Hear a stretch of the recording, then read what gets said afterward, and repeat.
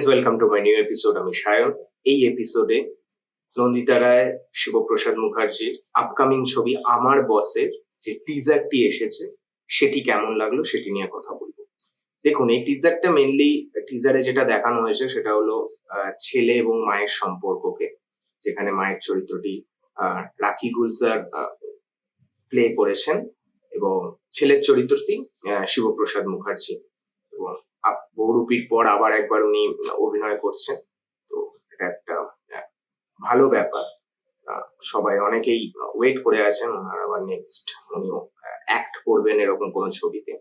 এবং এই ট্রেলারে আমার যেটা সবচেয়ে বেশি ভালো লেগেছে, এক তো ছেলে এবং মায়ের সম্পর্কটাকে যেভাবে ট্রেলারে দেখিয়েছে সেটা বেশ ভালো লেগেছে, কিন্তু এই যে শিবপ্রসাদ মুখার্জির ক্যারেক্টারটা, তিনি মায়ের সাথে বা পরিবারের সাথে উনি একরকম, কিন্তু উনি যখন অফিসে যায়, অফিসের উনি বস, তো ওখানে কিন্তু উনি কমপ্লিটলি একটা অন্য মানুষ। মানে ওখানে উনি একটু টক্সিক একটা বস, যেখানে উনি একজন এমপ্লয়ি জিজ্ঞাসা করছে যে ছুটি নেওয়ার কথা বলছে, উনি ছুটি দিতে চান না। মানে যেমন হয় একটা টক্সিক বস, যেমন হয় টক্সিক ওয়ার্ক কালচার।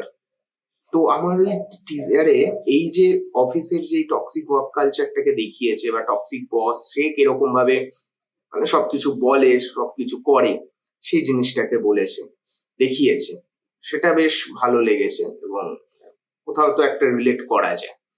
তো কিন্তু আলটিমেটলি তারপর কি হচ্ছে সেটা টিজারটা তারপর একটু করে দেখিয়েছে। তো আমার কিন্তু এই টিজারটা বেশ ডিসেন্ট লেগেছে।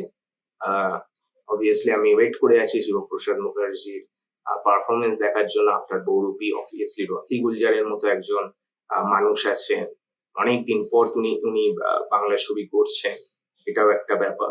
তো আমার কিন্তু টিজারটা ডিসেন্ট লেগেছে, ছোট টিজার, তো অনেক কিছু বলার তো নেই, ট্রেলার এলে আরো ভালো করে বেশি বলা যাবে।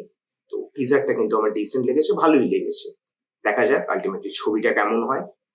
তো এই ছিল আমার বস ছবিটির টিজারের রিভিউ।